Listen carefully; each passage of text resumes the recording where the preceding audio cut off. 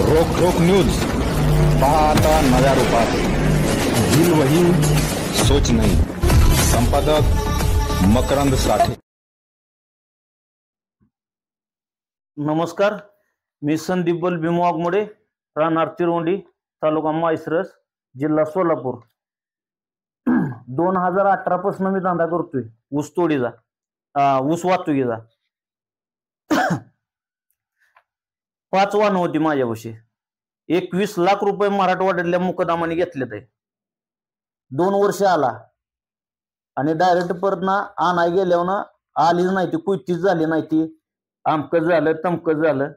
Notary आहे माझ्यापाशी, check आहे तर ह्याची कुणीच दाद घेतली नव्हती। 6 महिने मी पोलीस स्टेशनला इकडं तिकडं शेवटी मरणाच्या दारात गेलो।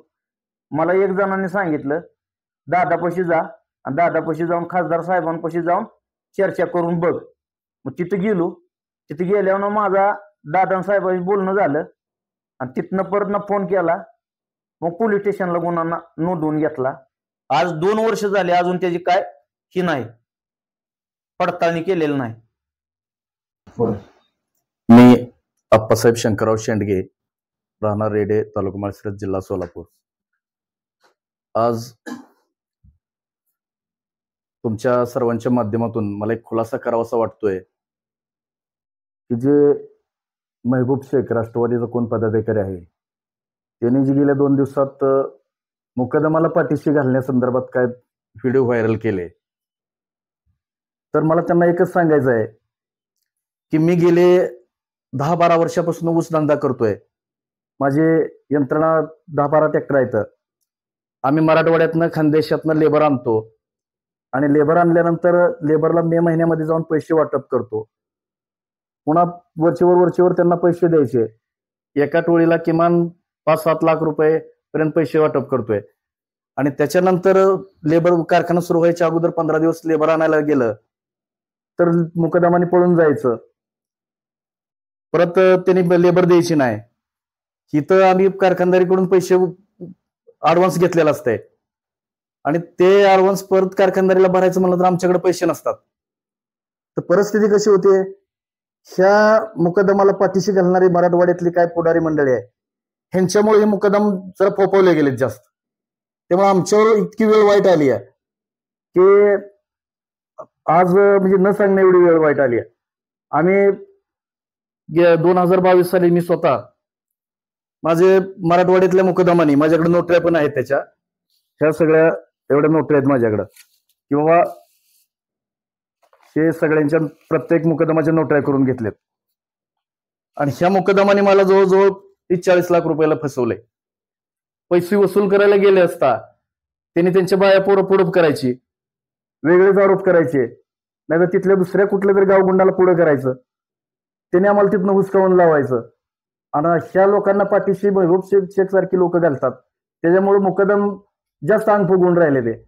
त्यामुळे इकडचा व्यवसाय करणारी पूर्ण अडचणीत आलीत सगळी। हे असं जर गेलं तर उद्या कारखानदारी सुद्धा म्हणजे ऊसतोड बंद होईल, ऊस वाहतूकदार बंद पडतील, कुणी या धंद्याकडे हे करणार नाही। आज माझ्यावर इतकी वेळ वाईट आली आहे की बाबा मला दुसरा कुठलाही म्हणजे आत्महत्या केल्याशिवाय दुसरा पर्याय कुठला उरलेला नाही। तर मागं मी असंच आम्ही पोलीस स्टेशनला गेलो, बाबा गुन्हा दाखल करा, त्या लोकांना हितवरीने आणा, आम्हाला न्याय मिळावा। तर आमची कुठल्याही पोलीस स्टेशनला कुठेही दखल कोण घेत नव्हतं। ज्यावेळी आम्ही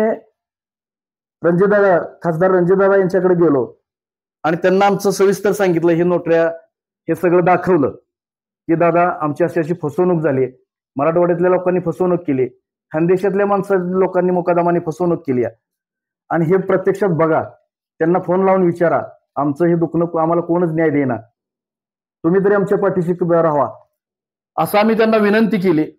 त्यावेळी त्यांनी पोलीस स्टेशनला सांगितलं, बाबानो मला वाटतं 8/5/2023 ला महासंचालकाने एक आदेश काढला, परिपत्रक काढलं होतं की सातारा, सांगली, सोलापूर, कोल्हापूर आणि पुणे म्हणजे पश्चिम महाराष्ट्रातल्या सर्व एसपींना की बाबा त्यांनी प्रत्येक लोकांना फसवणूक होती आणि त्याच्यानंतर त्या एसपींना सांगितलं परिपत्रक काढून की त्या मुकदमावरती 420चा गुन्हा दाखल करून घ्या। आणि ह्या अनुषंगाने दादाकडे गेलतो आम्ही। पोलिस गुन्हा दाखल करून घेत नव्हती, म्हणून त्यांच्याकडे गेलो आणि दादांनी त्यांना सांगितलं बाबा खरी परिस्थिती बघा आणि त्यांच्यावर लोकांना मदत करा. ह्या दादांचा काय वावगा विषय नाही. पण हे महबूब शेख सारखी लोक आहेत ते, त्याच्यामुळे आम्हाला पैसे मिळत नाहीत. महबूब शेखनं जर समजा मुकदमाला पाठीशी घालत असेल तर महबूब शेखनं आमचे पैसे द्यावेत. हे जे सगळे पैसे बुडलेत माझे 30-40 लाख रुपये, हे त्यांनी पैसे दिले पाहिजेत आम्हाला. मग आम्हाला अशी शंका वाटते, जर 5-7 लाख रुपये 10 लाख रुपये जर त्या मुकदमाने घेतलं त्यातलं 50% महबूब शेखला जातात का काय असं वाटतंय थोडंसं. आणि जर त्यांनी वसुली आम्हाला दिली तर बरोबर याला पाठीशी कोण घालते असं वाटतं मला? की महबूब शेख सारखे लोकच पाठीशी घालतात, दुसरं कोण घालणार आहे.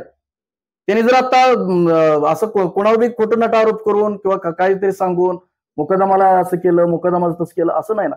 मुकदम पैसे तुझा अगोदर मुकदम पैसे त्या भागातले खातोय, आम्हाला पूर्ण अडचणीत आणतोय. आम्ही जमिनी विकलेत, जमिनी विकून आमचा उदरनिर्वाह करायला लागलोय. म्हणजे इतकी वाईट परिस्थिती आहे आणि तरी मग त्यांनी त्या लोकांना पाठीशी घालायचं, हे सब चुकीचं आहे ना. आता यातून आपल्याला जर नाही मिळाला तरी पुढची भूमिका काय राहणार? आता जर न्याय समजा आम्हाला नाही पैसे मिळालं तर त्या मुकदमाचं महबूब शेखचं हे सगळ्याचं चिठ्ठीवर नाव लिहून आत्महत्या करू. महबूब शेखच आम्हाला पैसे देऊ देत नाही असं आम्हाला वाटायला लागलंय.